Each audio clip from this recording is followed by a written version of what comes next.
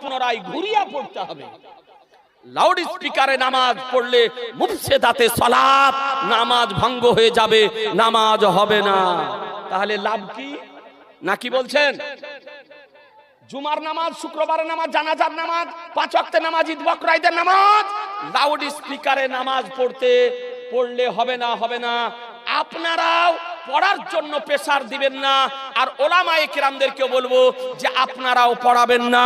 এটাই হলো বেরেলি শরীফের ফতোয়া। মুসলমান, এটা বেরেলি শরীফের ফতোয়া। কথা বুঝতে পারলেন আপনি? ব্রাদার আর ইসলাম কোথায়? এটা আমরা আমাদের মার্কাজ বেরেলি শরীফ, আমরা বেরেলি শরীফের মশলাকে মানি। এ ব্রাদার আল ইসলাম, আপনি না জানা অবস্থায় যদি পড়িয়ে থাকেন সেটার বিষয় হলো আলাদা, আর জেনে নিলেন এরপরে পড়িয়ে দিলেন। লাউড স্পিকারে